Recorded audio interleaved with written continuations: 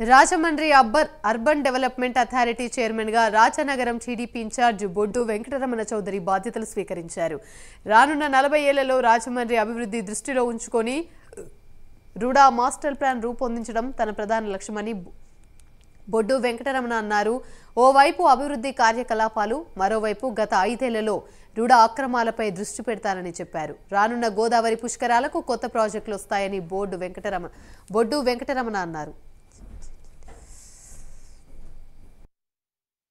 గారికి ప్రత్యేక ధన్యవాదాలు తెలుపుకుంటున్నాను. ఈరోజు ఈ బాధ్యతల స్వీకరించడం అనేది జరుగుతుంది. అయితే ఈ ప్రాంతంలో ముఖ్యంగా రాజమండ్రి పట్టణం కానివ్వండి, పరిసరాల్లో ఉన్నటువంటి దాదాపు 10 నియోజకవర్గాలకు సంబంధించిన గ్రామాలన్నీ కూడా రుడా పరిధిలోకి వస్తున్నాయి.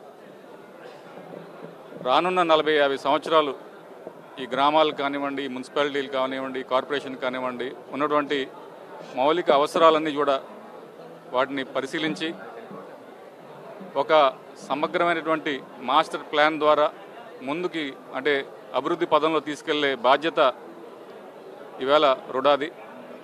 అటువంటి ముఖ్యమైనటువంటి బాధ్యతలు నాకు అప్పచెప్పినందుకు ముఖ్యమంత్రి గారికి, అలాగే పవన్ కళ్యాణ్ గారికి, ఇక్కడ స్థానిక ఎంపీగా ఉన్నటువంటి బీజేపీ అధ్యక్షురాలు పురంధరేశ్వరి గారికి, అలాగే ఈ పరిధిలో ఉన్నటువంటి శాసనసభ్యులందరికీ, అలాగే మా తెలుగుదేశం పార్టీ తరఫున ఇన్ఛార్జీలు, జనసేన పార్టీ ఇన్ఛార్జీలు, బీజేపీ పార్టీ ఇన్ఛార్జీలు కూడా ఉన్నారు.